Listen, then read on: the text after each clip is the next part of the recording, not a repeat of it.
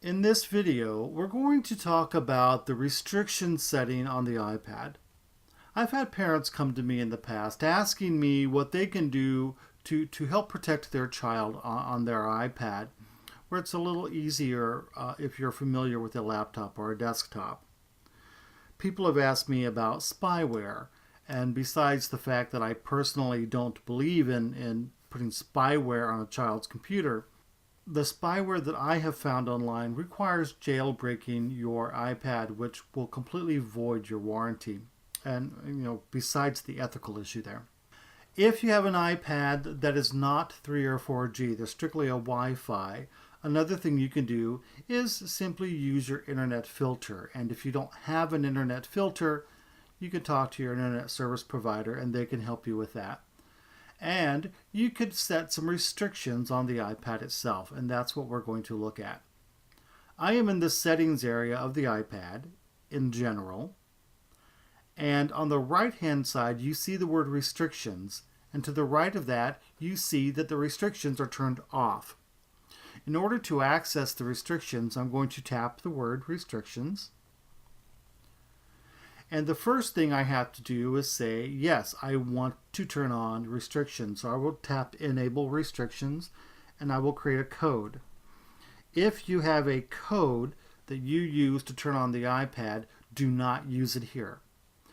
Also, I suggest you do not use 1, 2, 3, 4.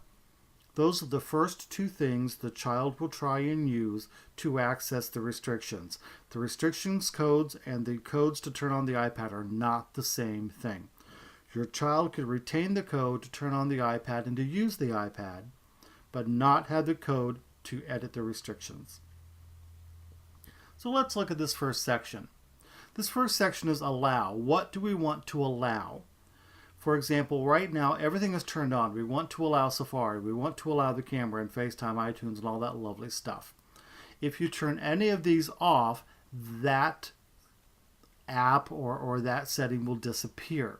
For example, if I were to turn off Safari by tapping the word on or sliding the slider over, whichever you prefer, Safari now will not even show up on the iPad. That does not mean the child cannot get on the internet. If they have another app that accesses the internet, they could still use that app. This is strictly the Safari app, not the internet. I'll turn mine back on. FaceTime is a fairly popular one that people try and turn off for their children. iBookstore, you could turn off the ability to even see the bookstore. You could turn off the App Store where it says installing apps, where they don't even see the App Store on the iPad. But maybe you want them to install apps, but you don't want them hiding things from you. For example, I did have a parent once that came to me suspecting that their child was simply deleting apps before handing the iPad over for inspection by the parent. The way to deal with that is to allow them to install the apps, but turn off the ability to delete the apps. Then they're kind of stuck if they make a mistake. Of course, you can turn Siri off or simply not allow Siri to deal with explicit language or to recognize explicit language. I will turn that one off there. So that's the allow content area. Let's talk about this content portion. Any site that produces information and gives you the content ratings would be affected here. YouTube is not one of those things. So YouTube would not be affected here. However, the bookstore, iTunes movies, and all of that kind of stuff would be. Pandora, I believe, would be as well. For example, if I tap on movies and I say I don't want my child to see anything above PG-13, I'm going to tap PG-13. You notice R, NC-17, and Allow All turn red. Those are no longer options. Only G, PG, and PG-13 are options. I'll go back to restrictions. Same with TV shows. Where's my rating for that? What am I going to allow? If they have the bookstore, what kind of information do I want them to have in the bookstore? Do I want them to download sexually explicit books? No, I don't. So I'm going to turn that off. Apps. Hey, you know what? My 10-year-old does not need a dating app, for example. You could restrict that there by tapping the 12.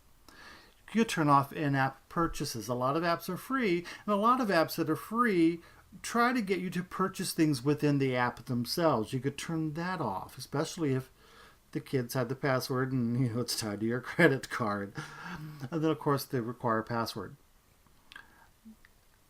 Under privacy settings, you could turn off Twitter or Facebook. Let's say, for example, your child has been asked several times to do their homework, and every time you look at them, they're on Facebook.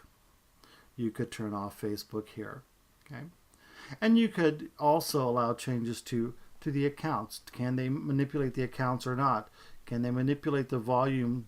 How far can they manipulate the volume? Can they be in a multiplayer game or not? So just remember, when you say on and off, if it's off, they cannot access that. So, for example, on my screen, off, no explicit language is allowed. Music on podcast, explicit language, off. Explicit language not allowed. That's what that stands for. And when you're done, there's no save button. Simply tap general, and that's it. You're finished. It's extremely important to do two things. Number one, talk to your child. Nothing, and absolutely nothing, takes the place of talking to your children about what is on their equipment and what's right, what's not, what's appropriate, what's not. Nothing can replace that. No filter, no restriction can do that. Number two, don't forget your code.